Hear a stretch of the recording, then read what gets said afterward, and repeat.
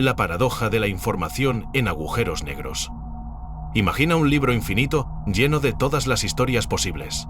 Cada página describe un momento único de tu vida y del universo entero.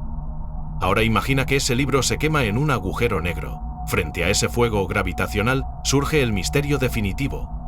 ¿Qué ocurre con la información contenida en esas páginas cuando el agujero negro devora todo a su paso? Todo empezó con Stephen Hawking en los 70. Él descubrió que los agujeros negros no son completamente negros. Emiten lo que hoy llamamos radiación de Hawking, un brillo muy tenue que procede del vacío cuántico junto al horizonte de eventos. Con el tiempo, esa radiación hace que el agujero negro pierda masa y acabe evaporándose. Si el objeto desaparece y la radiación solo lleva calor puro sin los datos originales, ¿dónde fue a parar la información de las historias del libro infinito? Según la mecánica cuántica, la información no puede perderse jamás.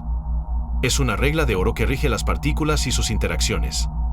Sin embargo, la relatividad general de Einstein predice un final limpio para el agujero negro, como si todo quedara reducido a un punto sin memoria. Esa contradicción abrió la brecha de la paradoja de la información. Para unos la información se esfuma en el singularidad y para otros queda grabada de algún modo en la radiación emitida. Entre las propuestas más discutidas está la idea del horizonte falso. Sostiene que al caer la partícula en el agujero negro, su estado cuántico se refleja antes de atravesar el límite de no retorno. En este modelo, la información no se pierde, sino que se graba en el halo de radiación desde un primer instante. Otra visión emergió con la conjetura ad-SQFT, que proviene de la teoría de cuerdas. Según esa dualidad, todo lo que sucede en un espacio con gravedad puede describirse de forma equivalente por un sistema sin gravedad que vive en un espacio de menor dimensión. Ahí la información nunca se borra, porque en el espejo cuántico no hay mecanismo de pérdida. Un tercer enfoque parte de los agujeros de gusano cuánticos que conectan la región interior con el exterior. En ese caso, la información escaparía a través de puentes dimensionales que unen el interior y el universo que conocemos. Cada mecanismo roza los límites más profundos de la física teórica y nos enfrenta al reto de unir cuántica y relatividad en una teoría del todo. La discusión no es solo científica, cambia nuestro entendimiento de la realidad. Si la información desaparece, el universo podría comportarse como un sistema abierto incapaz de conservar sus propias reglas. La causalidad se vería amenazada. En cambio, si se conserva, descubriríamos que el espacio y el tiempo son capas de un tejido flexible donde cada dato cuenta y revive de formas inesperadas. El experimento mental de la biblioteca incendiada nos deja con un sabor a enigma. Una partícula o una frase perdida en el interior de un agujero negro puede haber quedado impresa en la radiación que sale después de miles de millones de años. Quizá esa emisión codifique un mensaje cifrado que espera ser decodificado por una civilización futura. Puede que nunca resolvamos por completo cómo la información sobrevive al abrazo oscuro de un agujero negro, pero al contemplar este problema, asomamos la mente al corazón de la física y comprendemos por qué el universo insiste en retar nuestra curiosidad. Así, la paradoja de la información en agujeros negros se alza como un faro que ilumina la zona gris, donde chocan dos gigantes científicos. En ese choque nace la promesa de una nueva física capaz de revelar la forma en que el cosmos guarda cada instante vivido. Y mientras la búsqueda continúa, el misterio sigue vivo con cada átomo comprometido en esta historia infinita. La paradoja de Olbers cuántica. En una noche despejada alzas la mirada buscando estrellas y galaxias y, sin embargo, descubres un lienzo oscuro salpicado de puntos de luz diminutos. Esa oscuridad profunda frente a la infinitud del cosmos encierra un misterio que los astrónomos han llamado el enigma de Olbers cuántica. Si el universo fuera eterno y estuviera repleto de estrellas por doquier, el cielo nocturno debería brillar con un resplandor continuo. Sin embargo, la oscuridad domina el firmamento. Y al mismo tiempo un tenue murmullo de microondas llena el espacio. ¿Cómo se concilian esas dos realidades?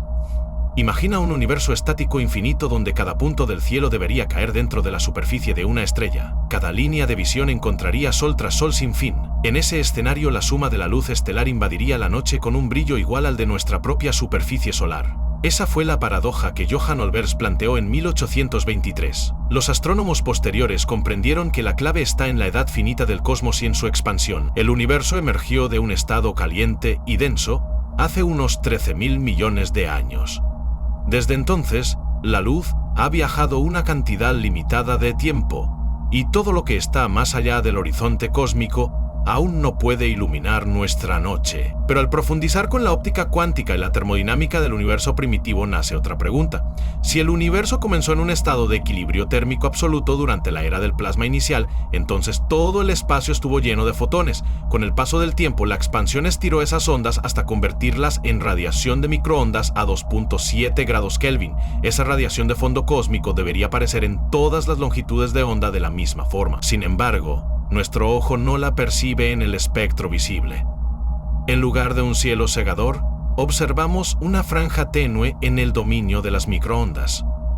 Esa aparente contradicción va más allá de repartir estrellas en la bóveda celeste. Para entenderlo, imagina una cuerda de guitarra vibrando. Sus ondas se combinan y generan notas distintas según la tensión y la longitud. En el universo primigenio, las vibraciones del campo electromagnético se emitieron con un espectro continuo. Al expandirse el cosmos, esa cuerda cósmica se estiró y las frecuencias altas se desplazaron hacia frecuencias bajas. Lo que en el pasado emitía luz ultravioleta terminó siendo microondas frías. La física cuántica interviene al describir que cada fotón lleva una energía proporcional a su frecuencia. Cuando la frecuencia cae fuera del rango visible, el número de fotones por unidad de energía cambia drásticamente. Además, el universo no es un medio perfectamente transparente. Entre nosotros y el horizonte primitivo existen nubes de polvo y gas que absorben luz visible. Al interactuar con esos fotones, las partículas de polvo convierten esa energía en calor y vuelven a emitir radiación en longitudes de onda infrarrojas y de microondas. Esa disipación transforma luz potencialmente visible en un murmullo de calor que se superpone a la radiación de fondo. Así desaparece el resplandor estelar y emerge un panorama dominado por microondas silenciosas. Un tercer factor cuántico es la distribución de Planck. Cualquier cuerpo en equilibrio térmico emite radiación con un espectro que depende de la temperatura. A temperaturas altas, el pico se ubica en el ultravioleta o en el visible. Al enfriarse, el máximo se desplaza hacia longitudes de onda más largas. Como el universo pasó de decenas de millones de grados a solo unos pocos grados a lo largo de miles de millones de años, el pico de emisión se movió de la luz visible a las microondas. Por eso el cielo debería resplandecer como luz visible solo en un universo mucho más denso y caliente del que vivimos hoy. El resultado final es un lienzo oscuro salpicado de puntos brillantes. Las estrellas y las galaxias dominan las regiones locales de la Vía Láctea, pero su luz viaja de forma selectiva. Gran parte de la energía de cada fotón estelar se dispersa o se desplaza hacia rangos donde el ojo humano no percibe. La radiación cósmica de fondo emerge como un enorme eco térmico que nos rodea sin perturbar la noche visible. Al contemplar el cielo nocturno, recuerda que la oscuridad no es un vacío absoluto, sino el testigo de procesos cuánticos e históricos. Un universo finito y en expansión. Un campo de fotones primigenios desviado a microondas y el polvo cósmico trabajando como filtro natural crean la noche estrellada que admiramos. La paradoja de Schelling.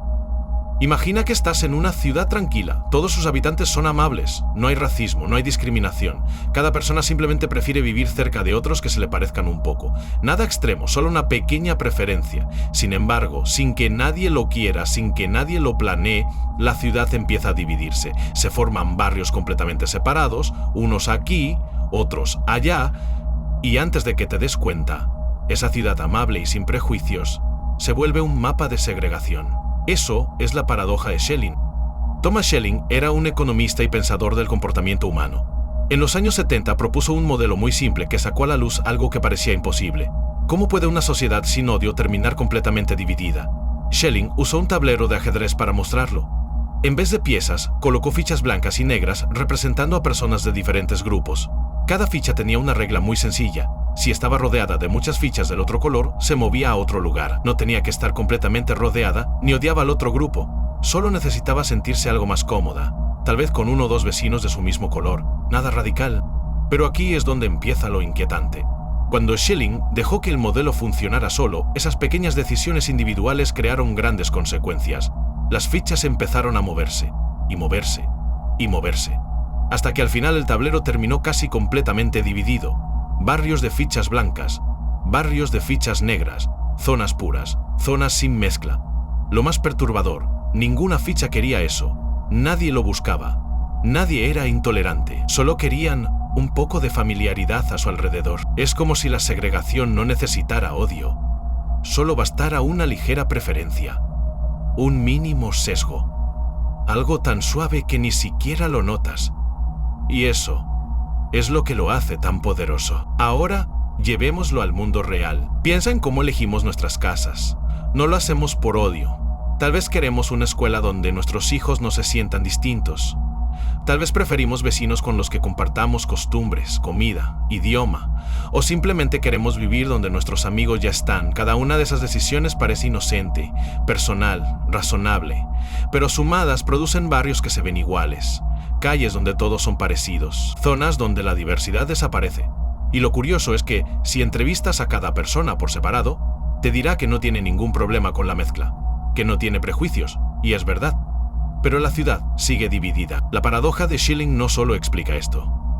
También nos obliga a repensar cómo entendemos los problemas sociales.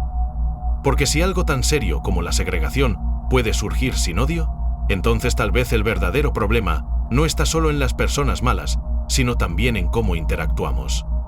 En cómo pequeñas decisiones se encadenan, como si el sistema tuviera su propia lógica, más allá de lo que cada uno quiere. Y hay más. Schelling demostró que, incluso si cambiamos las reglas del juego, el resultado puede seguir siendo el mismo. Puedes reducir la preferencia, puedes pedir que las fichas estén dispuestas a vivir con más vecinos distintos.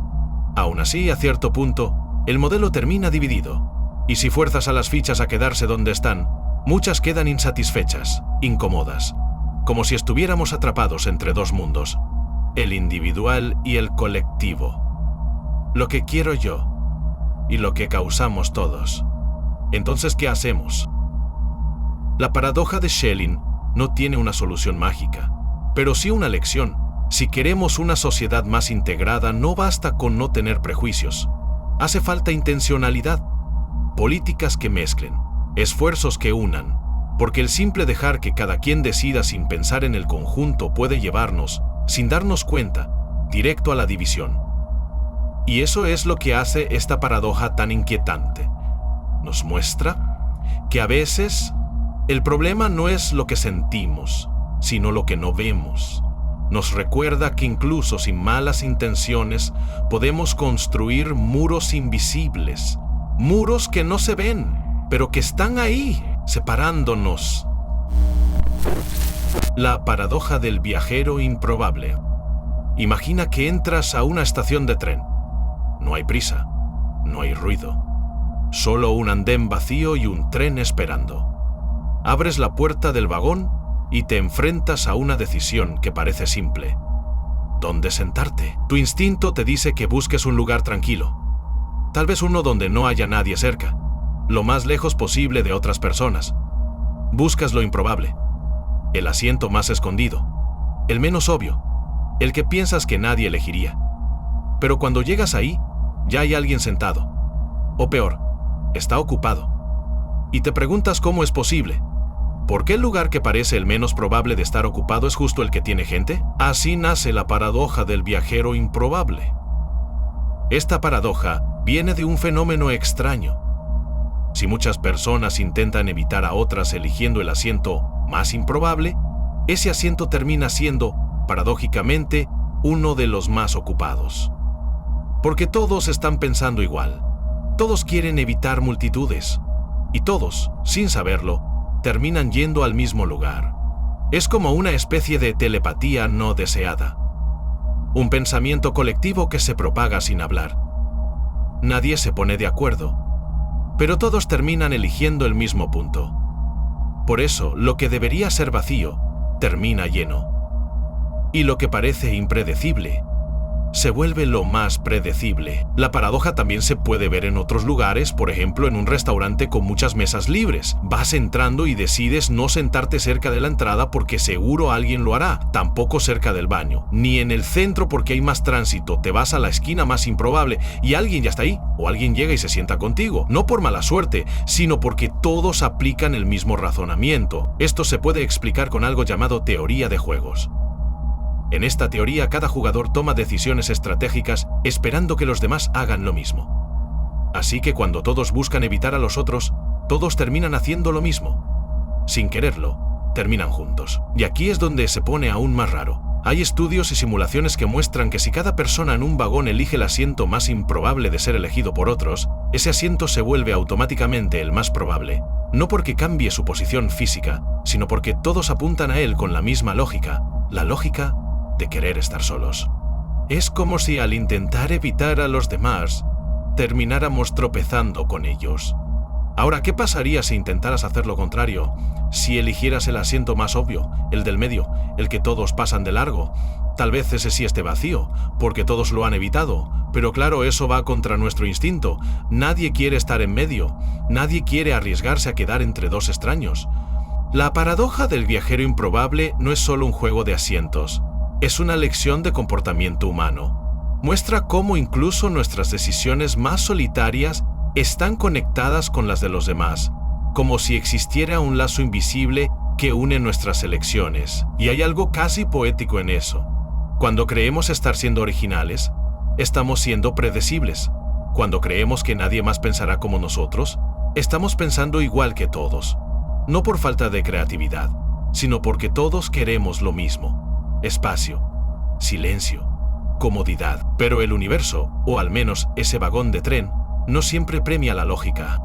Así que la próxima vez que busques un lugar vacío, tal vez te convenga no pensar demasiado.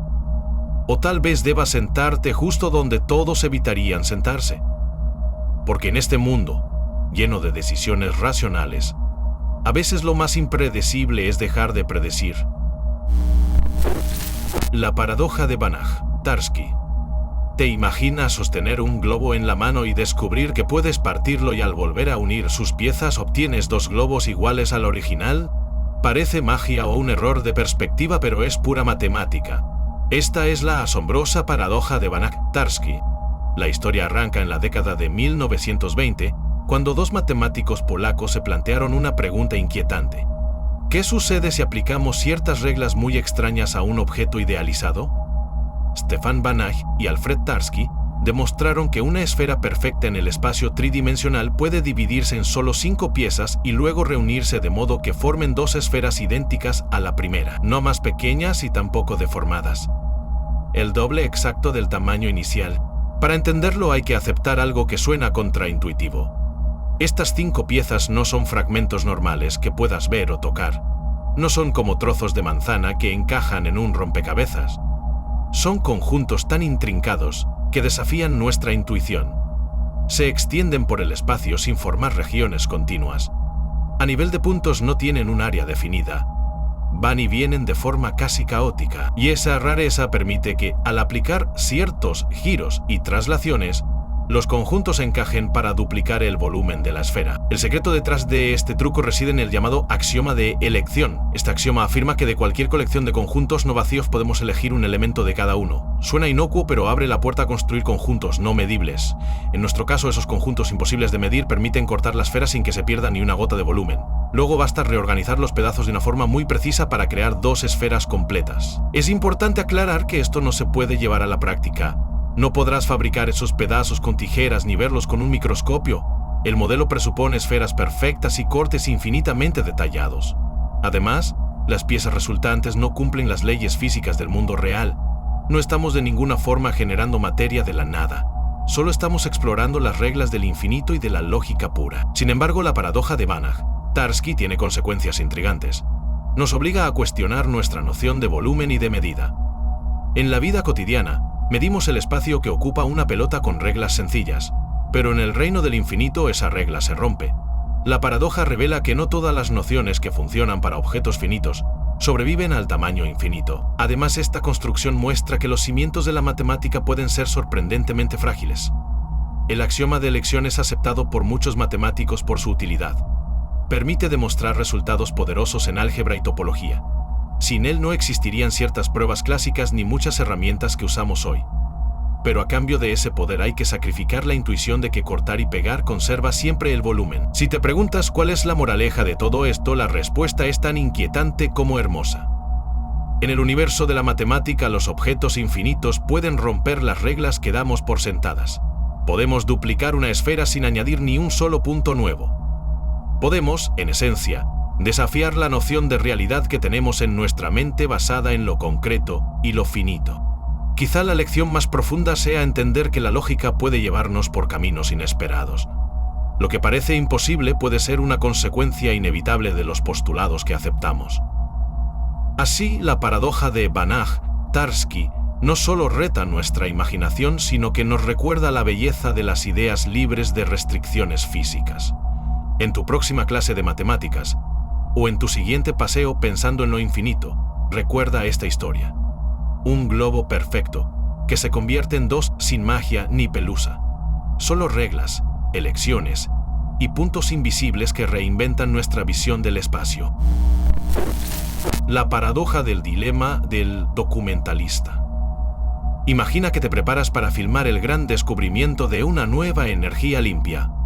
Levantas la cámara con la intención de ser un testigo imparcial, pero tan pronto alguien se entera que habrá un equipo de filmación, los protagonistas cambian su plan, se esfuerzan por salir bien en pantalla, hablan diferente, actúan distinto.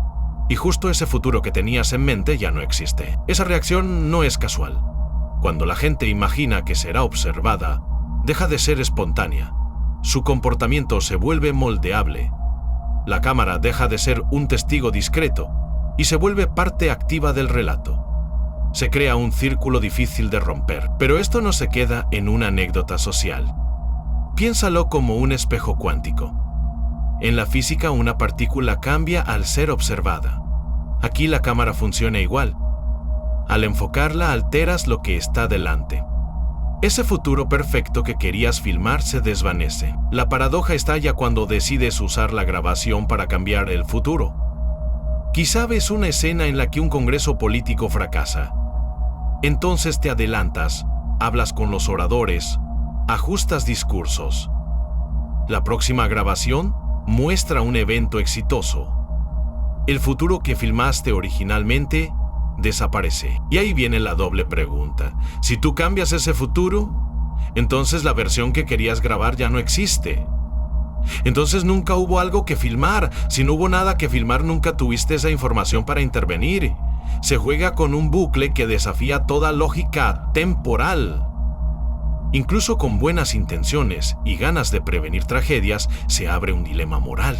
Si filmas un accidente cerca de una escuela y reaccionas avisando a las autoridades para impedirlo, fantástico para la seguridad pública. Pero esa misma acción anula el metraje previsto. Pierdes el documental, prioridad a la evidencia o al bienestar. En la historia del pensamiento esto tiene ecos.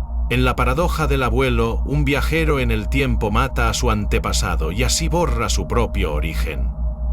Aquí no viajamos al pasado ni lo aniquilamos. Solo apuntamos al futuro y en el acto lo distorsionamos. El dilema esencial es un choque entre dos roles de un documentalista. El primero es el de observador neutral, que quiere capturar la esencia de un evento. El otro es el agente responsable, que siente que debe intervenir si ve algo malo y puede prevenirlo. Ambas vertientes chocan en ese instante mágico y peligroso al apretar REC. Y sí, puede que te preguntes si estamos hablando de ciencia ficción. Quizá no. Quizás en un futuro cercano haya cámaras capaces de anticipar patrones. ¿Y si eso pasa, qué haremos? ¿Grabamos y dejamos que el mundo actúe solo? ¿O actuamos y documentamos algo nuevo? La paradoja también solo queda en el papel si te limitas a observaciones. Si filmas y no revisas hasta después de que ocurra, tal vez capturas el evento real sin alterarlo. Pero basta una lectura prematura del video para que empieces a imaginar, intervenir, alterar.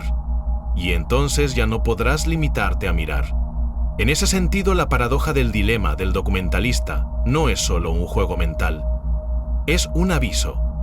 Cada vez que desarrollamos tecnologías que dejan ver el futuro, corremos el riesgo de transformarlo, de cambiar su esencia, su autenticidad, su valor. Tal vez el gran aprendizaje aquí sea que el tiempo no es un escenario estático, responde a nuestras miradas y a nuestros actos. Por eso quien graba el futuro no solo documenta, también crea. En ese acto reside el mayor misterio.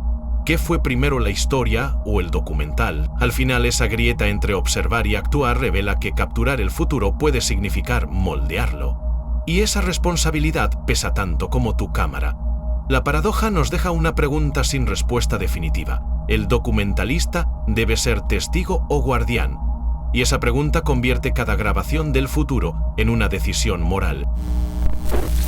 La paradoja de Moore-Isles.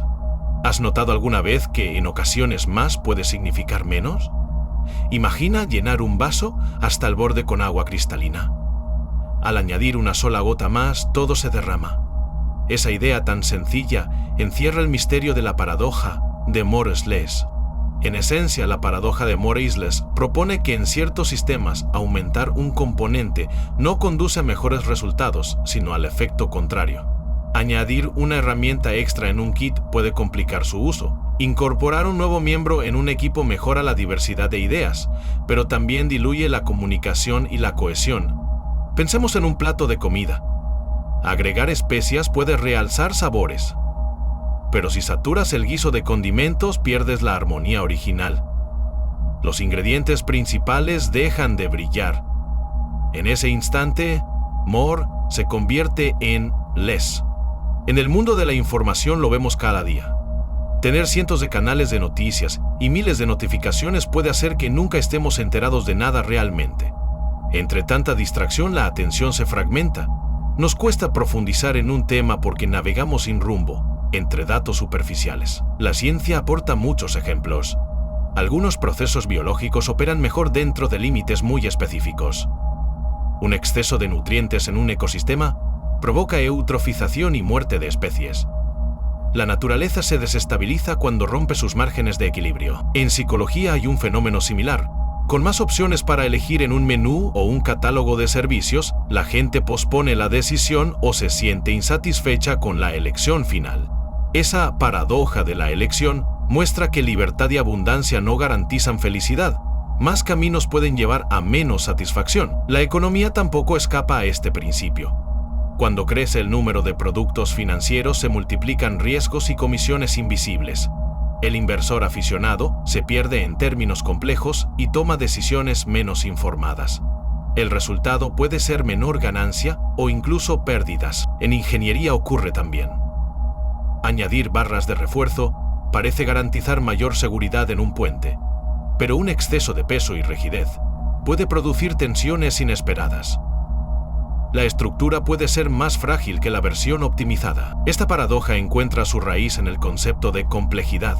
Cada nuevo elemento introduce interacciones que antes no existían. Lo simple mantiene un control directo. Lo complejo aumenta los puntos de falla. Imagina un círculo de amigos unidos por un interés común. Cada nuevo miembro aporta talento fresco. Pero cuando la reunión es demasiado numerosa, la conversación se dispersa. Algunos se sienten excluidos. La energía del grupo se diluye. La pregunta clave que nos plantea la paradoja de Moore-Isles es cómo balancear crecimiento con simplicidad. ¿Cómo sabemos cuándo parar de añadir componentes a un sistema para no desestabilizarlo? La respuesta no es universal. Depende de factores internos y externos de cada situación. Sin embargo, existen pautas que ayudan a evitar el exceso. En diseño de productos se aplica la regla de menos es más. Se busca la funcionalidad esencial antes de añadir adornos. En programación se prioriza la claridad del código antes de meter líneas extra. Al final, la sabiduría consiste en reconocer que en muchos contextos, el límite óptimo no es el máximo posible. Más no siempre equivale a mejor.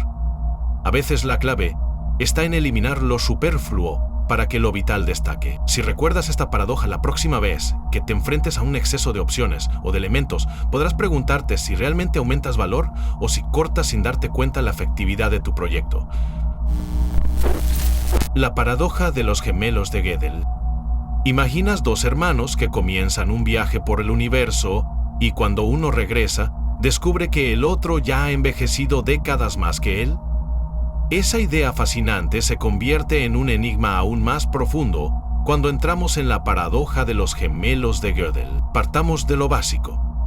En 1915, Einstein nos mostró que el tiempo es relativo y depende de la velocidad y la gravedad. A la velocidad de la luz el reloj se ralentiza.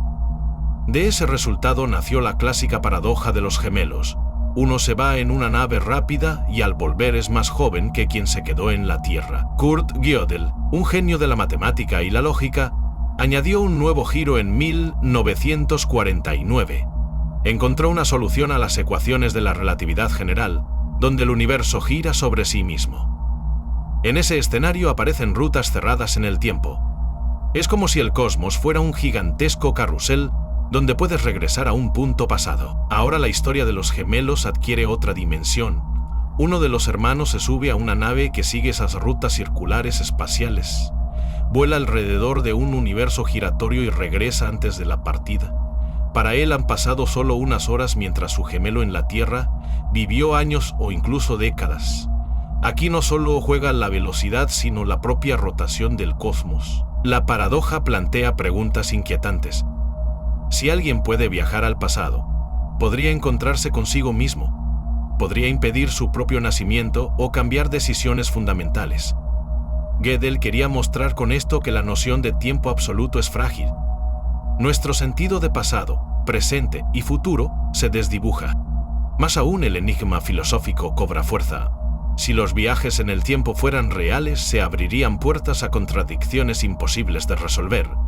¿Cómo encajaría un viajero con su propio yo del pasado? ¿Cómo coexistirían dos versiones del mismo gemelo en un instante? La línea entre identidad y multiplicidad se rompe. En la práctica, la idea de un universo giratorio enfrenta desafíos. No hemos observado indicios claros de esa rotación a gran escala, pero el valor de la paradoja no está en su factibilidad inmediata, sino en el reto que lanza a nuestra imaginación y a la ciencia. Nos obliga a repensar la trama del tiempo. El relato de los gemelos de Gödel también despliega una invitación a la reflexión. ¿Hasta qué punto el tiempo es un camino lineal que todos seguimos sin regresar? ¿O es una red compleja de rutas que aún no hemos explorado? La matemática y la física se convierten en herramientas para explorar territorios mentales tan vastos como el universo mismo. Quizá el mayor aprendizaje de esta paradoja es reconocer los límites de nuestro entendimiento. Las ecuaciones pueden sugerir senderos insólitos, pero la realidad nos pone a prueba con experimentos y observaciones.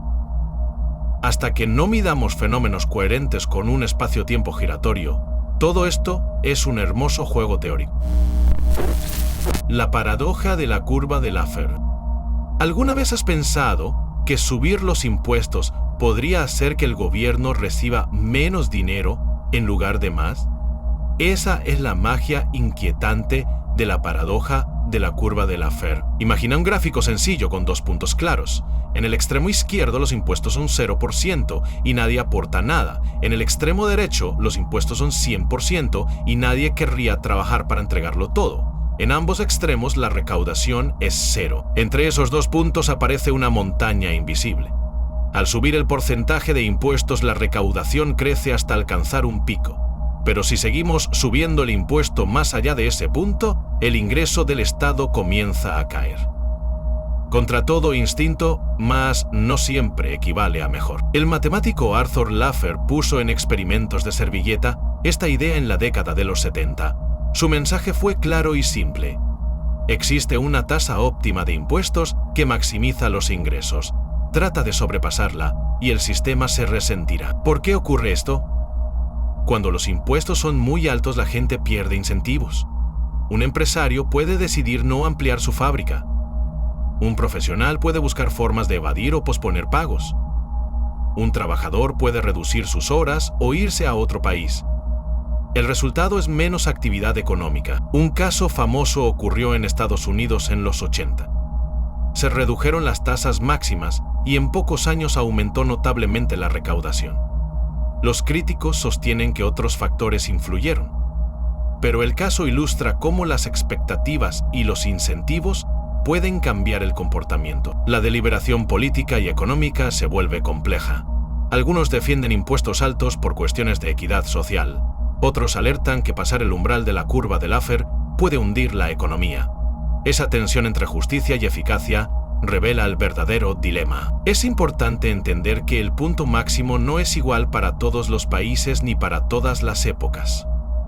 Depende de la cultura tributaria, la confianza en las instituciones y la estructura de la economía. Un país con altos niveles de corrupción tendrá una curva diferente a uno con sistemas justos y transparentes. La paradoja de la curva de Laffer nos invita a pensar en el equilibrio. Nos recuerda que en economía las relaciones pueden ser contraintuitivas. Subir impuestos para financiar servicios sociales puede resultar contraproducente si desincentiva el crecimiento. Al final, este enigma fiscal nos habla de un delicado juego de fuerzas. Los gobiernos buscan recursos para educar, proteger y construir. Los ciudadanos quieren recompensar su esfuerzo y ver crecer sus proyectos. Encontrar la tasa correcta es una tarea tan política como técnica y tan humana como misteriosa. La paradoja del cisne negro. El término se popularizó con el ensayo de Nassim Nicholas Taleb. Él muestra cómo tendemos a exagerar lo que conocemos y minusvalorar lo que ignoramos. Creemos que el futuro será solo una extensión del pasado. Por eso un suceso extraordinario nos deja sin palabras. Pensemos en ejemplos concretos. El estallido de la crisis financiera del 2008 tomó por sorpresa a muchos. Nadie esperaba que la caída de algunos bancos desestabilizara al mundo entero. Cuando las bolsas se desplomaron, surgieron explicaciones que fueron razonables tras el desastre. Sin embargo, antes del colapso, pocos habían visto el riesgo real. Otro caso puede ser el nacimiento de Internet. Hoy resulta imposible imaginar un mundo sin redes sociales ni compras en línea. Pero en sus orígenes, pocos imaginaron que un experimento académico crecería hasta cambiar la comunicación global. Esa es otra cara del cisne negro. Genera un impacto gigantesco, tanto negativo como positivo. La paradoja surge porque no podemos prever estos eventos con nuestras herramientas habituales. Usamos modelos lineales para entender fenómenos complejos. Cuando llega algo que rompe esa linealidad, quedamos desarmados. Y luego, con la ventaja del dato consumado, inventamos narraciones que hacen creer que lo hubiéramos anticipado. Es un efecto psicológico muy poderoso. Lo llamamos sesgo de retrospectiva. Después de que ocurre un cisne negro, tenemos la ilusión de que entraba en nuestras predicciones. Vemos señales donde antes imperaba la incertidumbre. Así transformamos el caos en un relato coherente. La solución no está en predecir cada posible sorpresa. Sería un esfuerzo inútil y agotador. Lo valioso es adoptar una actitud antifrágil. En lugar de buscar certidumbres, debemos construir sistemas que se beneficien de la volatilidad. Un árbol quebradizo se rompe con el viento fuerte. Uno flexible se fortalece con cada ráfaga. En la vida personal podemos aplicar esta idea. En vez de evitar riesgos a toda costa, podemos explorar proyectos variados. Así, ante un cambio abrupto, tendremos más recursos para adaptarnos. En lo profesional, podríamos diversificar nuestras habilidades para sortear crisis inesperadas. Aceptar el cisne negro significa reconocer que el mundo no es un tablero predecible. Está lleno de grietas por donde se cuela lo imprevisto. Cada uno de esos eventos enseña lecciones que antes no habríamos imaginado. Si aprendemos a sumar aprendizajes en lugar de quedarnos en el miedo a lo desconocido, ganamos resiliencia. Al reflexionar sobre la paradoja del cisne negro, descubrimos que las sorpresas forman parte de nuestra historia. Algunos nos derrumban y otros nos impulsan. Lo cierto es que nadie está a salvo de lo inesperado. Cada día puede traernos un cisne negro que cambie nuestras reglas del juego. Quizá la invitación más profunda de esta paradoja es cultivar humildad intelectual. Saber que no lo sabemos todo nos hace más flexibles ante el viento feroz de lo incierto. Y al protegernos de la ilusión de control, podemos mirar la vida con ojos más abiertos al misterio. La paradoja de la autorreferencia logarítmica. Comencemos por la idea de autorreferencia. Cuando un enunciado habla de sí mismo, crea un bucle sin fin. Es como un espejo que refleja otro espejo. Ahora incorporemos la función logarítmica. El logaritmo mide cuántas veces debes multiplicar un número para llegar a otro. Por ejemplo, el logaritmo base 10 de 1, 0 es 3 porque 10c3, 10. 10c3, 10 da 1, 0. La paradoja surge si construimos una frase que define su propia longitud lógica usando un logaritmo. Imagina una declaración que dice: esta frase tiene logaritmo de longitud igual a x. Para hallar x necesitarías contar cuántos caracteres tiene la frase, pero al contar esos caracteres cambias la longitud que había supuesto y por tanto el valor del logaritmo. La definición se humedece en su propio reflejo. Tratemos de verlo con un ejemplo simplificado. Supongamos que escribes la longitud en caracteres de esta frase es el logaritmo de su longitud.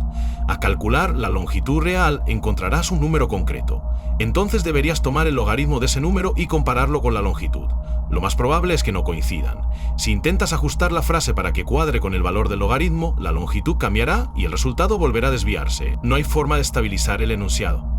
Ese es el corazón del enigma. Esta paradoja guarda parentesco con el paradoja de Berry y con el paradoja de Richard. En aquellos casos empleamos conceptos de tamaño o de descripción mínima. Aquí utilizamos logaritmos para intensificar la tensión. El logaritmo comprime grandes cantidades en valores pequeños, lo que añade un nivel extra de complejidad a la autorreferencia. ¿Cómo afecta esto a la teoría de la información o a la lógica computacional? En computación tratamos de medir la complejidad de algoritmos o de cadenas de datos. Si la descripción de un programa incluye una función que depende de su propia complejidad, entramos en un callejón sin salida. La máquina no sabe si ha terminado de medir o si debe recomenzar. En la práctica no vamos a encontrarnos frases cotidianas con este problema. Pero el ejemplo nos ayuda a comprender que ciertos intentos de definir algo usando formulaciones que dependen de sí mismas pueden carecer de solución. Es un recordatorio de que la autoaplicación de operaciones matemáticas puede llevar a inconsistencias intrínsecas. Quizá pienses que basta con especificar con más precisión el tamaño de la frase o el tipo de logaritmo para resolverlo. Sin embargo, cada aclaración suma nuevos elementos al enunciado y altera su longitud. Entramos otra vez en el bucle de autorreferencia. Lo más curioso es que podríamos construir un pseudo-diálogo entre dos frases que intentan definir la longitud de la otra con logaritmos, y cada una destroza la consistencia de la contraparte. La paradoja nos invita a reflexionar sobre los límites del lenguaje y de las matemáticas. Nos muestra que a veces los conceptos más simples pueden enredarse cuando se aplican a sí mismos. El logaritmo aquí no es solo una herramienta de cálculo, se convierte en un espejo que desdibuja la imagen original. La paradoja de Skolem. En 1920 unos matemáticos demostraron que existen teorías que hablan de conjuntos tan enormes que no podemos imaginar su tamaño real. Por ejemplo, la teoría de los números reales afirma que allí habitan infinitos puntos, entre 0 y 1, pero su cantidad es incalculable. Sin embargo, un poco después un lógico llamado Thoralf Skolem llegó con un truco asombroso. Skolem dijo que si la teoría de esos conjuntos se puede describir con un número finito de reglas, entonces es posible construir un modelo contado, donde esas mismas reglas se cumplen. Es decir, un universo de objetos que imita la teoría original, pero que en realidad es numerable como los números naturales. Aquí surge la paradoja. La teoría habla de un conjunto de puntos infinitos cientos de veces más grande que el de los números naturales, pero al traducirla dentro de un modelo inventado por Skolem, vuelve a ser numerable. ¿Cómo puede algo que debería ser inmenso quedar reducido a un montón que podemos contar uno por uno? La clave está en la distinción entre el mundo matemático ideal y el modelo que construimos. Cuando nosotros hablamos de la cantidad de puntos en un intervalo, nos referimos a un concepto absoluto. Pero dentro de un modelo de Skolem, ese mismo intervalo se representa con objetos que obedecen las reglas sin mantener la misma noción de grandeza. Para el modelo, ese conjunto es infinito, pero a su manera es tan numerable como las palabras de un diccionario. Otro modo de ver esto es imaginar un mapa de un país muy detallado. Por un lado, el territorio real ocupa miles de kilómetros y tiene montañas y ríos y valles. Por otro lado, el mapa que llevas en la mano contiene líneas que representan todo eso. Cuando sigues las carreteras pintadas en el papel, puedes llegar a cualquier ciudad del territorio aunque no exista a escala real. Dentro del modelo del mapa cabe el país entero, sin conservar las distancias reales. La paradoja expone que las matemáticas pueden tener varias copias de la misma teoría, que no son equivalentes en tamaño pero sí en reglas. Una de esas copias es tan grande que escapa a la intuición, y otra es tan pequeña que casi resulta familiar. Ambas obedecen la misma gramática lógica. Esto no significa que los números reales en la naturaleza dejen de ser no numerables, ni que el mapa controle el país. Solo demuestra que cuando estudiamos teorías puras, podemos inventar universos alternativos que desafían nuestra comprensión de la infinidad. Las reglas funcionan en cada universo de acuerdo a sus propias reglas internas. La paradoja de Skolem nos recuerda que en el mundo de las ideas lo que importa no es el tamaño absoluto sino la estructura de las reglas. Un modelo contado puede ser tan válido como un modelo monstruosamente grande siempre que satisfaga las mismas propiedades. Así descubrimos que el infinito tiene múltiples caras. Al reflexionar sobre este enigma, seguimos preguntándonos cuál de esos universos describe mejor la realidad.